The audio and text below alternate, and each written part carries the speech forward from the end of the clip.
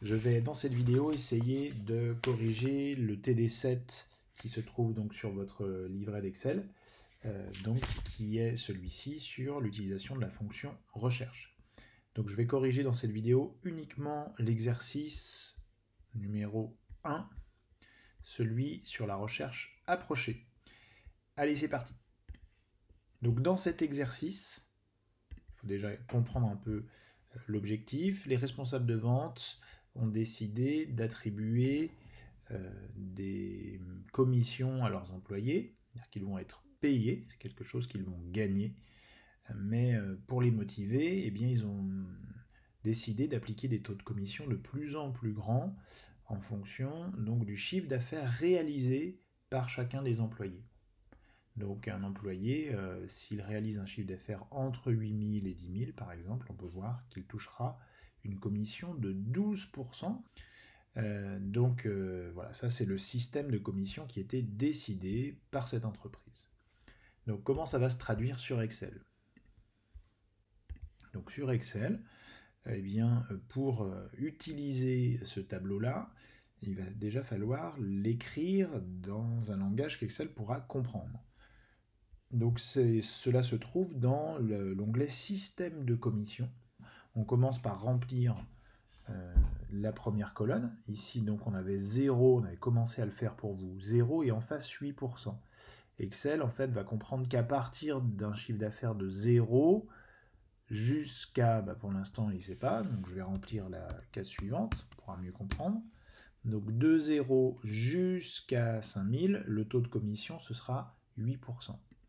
À partir de 5000, le taux sera de 10 jusqu'à 8 000 euros. À partir de 8 000, le taux sera de 12 jusqu'à 10 000 euros, etc., etc. Donc on remplit.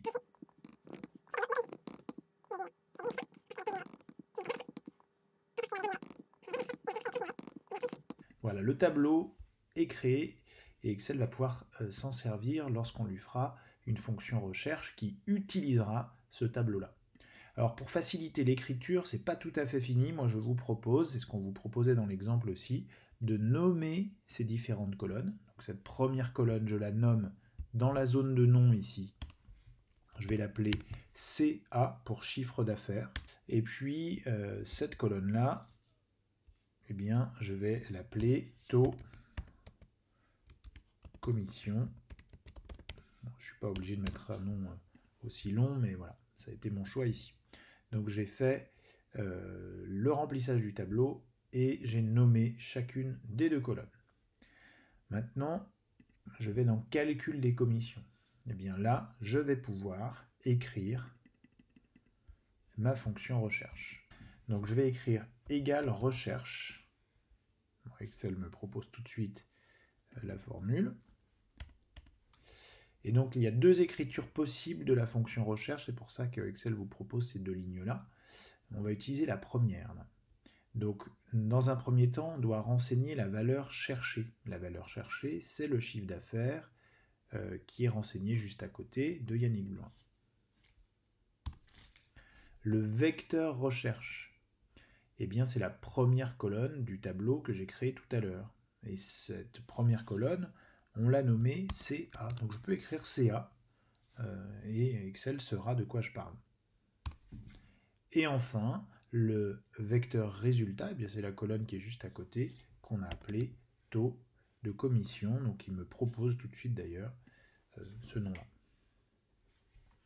Donc on écrit égal recherche C4 CA taux de commission et on peut valider. Et alors là, l'unité, c'est l'unité qui n'est pas bonne, mais le chiffre est le bon. Pour avoir la bonne unité, on va changer, on va mettre en pourcentage.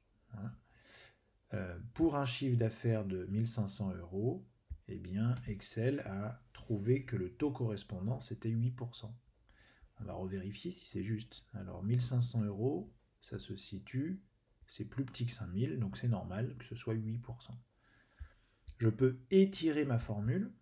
Comme j'ai nommé mes différentes colonnes, eh bien, ça permet d'étirer cette formule sans qu'il y ait de bug, de problème.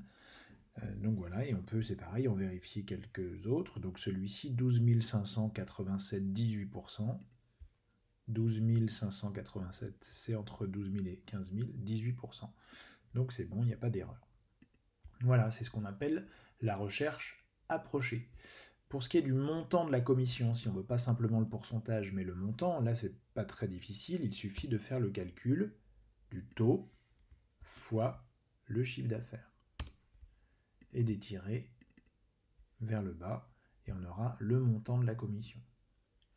Si on veut se passer de cette colonne, si on ne veut pas ce détail-là, on aurait pu, dès le début, faire ma fonction recherche. Donc toujours de la même façon.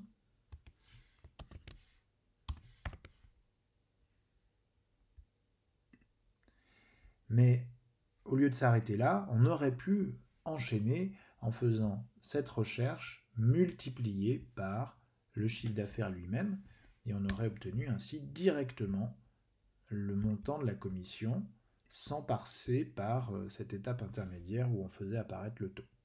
Voilà, les deux étaient possibles. J'espère que cet exemple vous permettra de comprendre un peu mieux le fonctionnement de cette fonction recherche.